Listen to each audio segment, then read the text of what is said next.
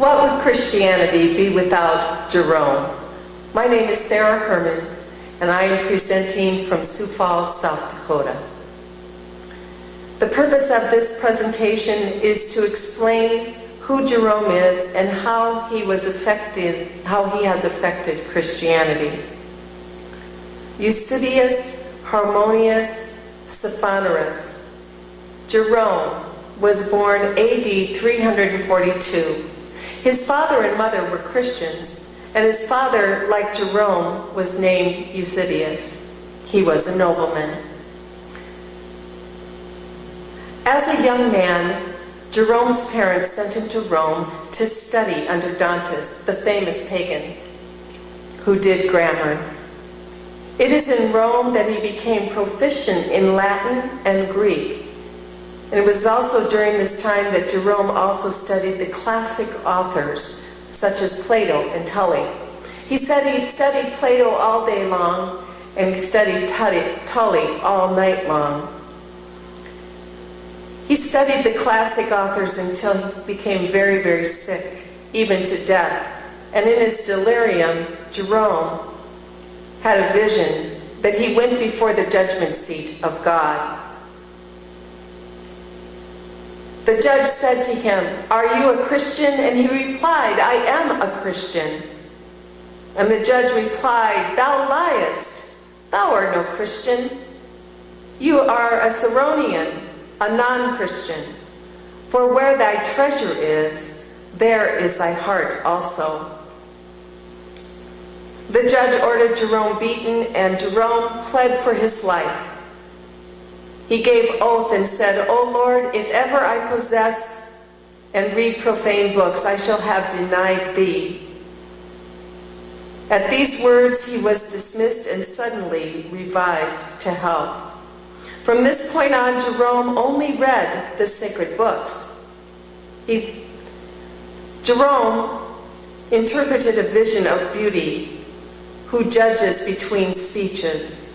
He saw these visions in this way: spiritual beauty in the soul, moral beauty, which consists in righteous conduct, intellectual beauty, beauty of the angels, supersubstantial beauty, the beauty of God, celestial beauty belongs to the saints in heaven. Jerome displayed these in himself: spiritual beauty, the variety of his virtues; moral beauty, the character of his life; intellectual beauty, excelling in purity; superstantial beauty, ardent love; celestial beauty, internal and preeminent charity. Jerome was baptized by Pope Liberius at Rome in 360 AD at the age of 18. He traveled to Gaul, where he became an ascetic, practicing self-denial. In 370, he joined a group of scholars under Bishop Valerian, among whom his friend Rufus was also studying. When trouble broke out between Rufus and Jerome, Jerome traveled east to Antioch. After a severe illness, he moved to the desert of Syria, where he lived as a hermit for 4 years, praying and fasting. During this time, he studied Hebrew, and he said Hebrew was a difficult language. AD 411, he wrote, "When my soul was on fire with wicked thoughts, I became a pupil to a monk who had been a Jew, in order to learn the Hebrew alphabet. I turned to this language of hissing and broken-winded words. What labor it cost me, what difficulties I went through, how often I despaired and abandoned it and began again to learn it. Both I, who felt the burden, and they who lived with me can bear witness."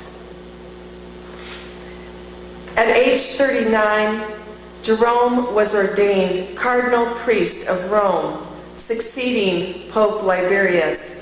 But because of his desire to be alone, he requested that he would not be put in charge of a church.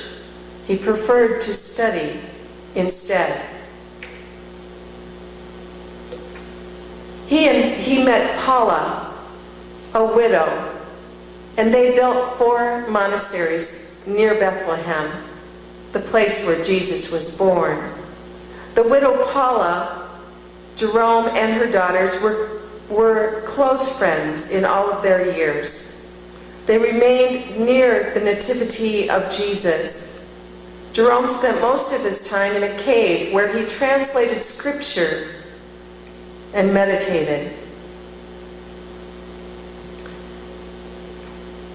There's a story about a lion, and most of the pictures with Jerome in them, there is a lion. There's a story that he was in the desert and he came upon this lion with a thorn in his foot, and he removed the thorn. And the lion came to live at the monastery and became friends with all that lived there. One day he befriended a donkey, so the lion and the donkey played together all the time, and one day the donkey was taken away.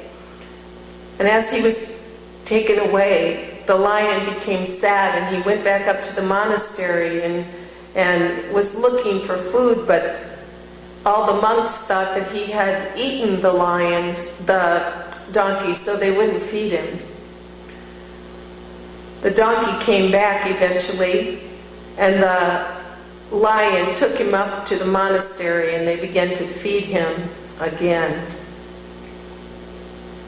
Jerome wrote against asceticism and ecclesiastic issues of the day.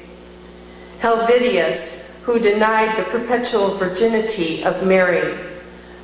Jovinian, who denied the monasticism was a superior form of Christian life. Vigilanius, who denied the cult of the martyrs.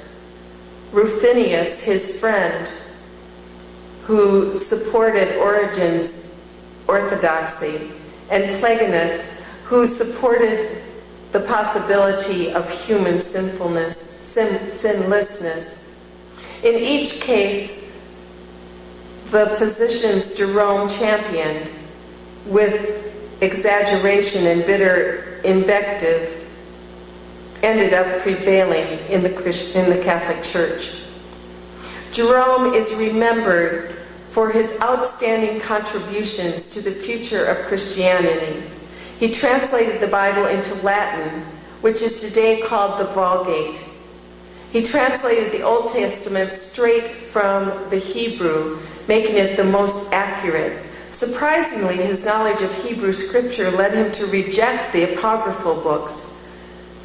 Under pressure from his friends, he did translate, although hurriedly, some of the apocryphal books, all of which books came to be included in the Vulgate. Jerome translated many works: Greek Christian authors, commentaries on biblical books including Origen. He did employ topography in interpreting the Old Testament. He affirmed the scriptures contain no contradiction and was infallible, but he did not develop a hermeneutics of his own. Jerome's greatest achievement was his translation of the Old Testament from Hebrew to his revision of the Latin version of the New Testament in 390 to 405 AD. Jerome died in 330 AD and September 30th, AD 420. He was buried under the Church of the Nativity of Bethlehem. What would we do without Jerome? What would we know? Because of him, we have much knowledge of the Bible. Without his works, much information would be lost to us now.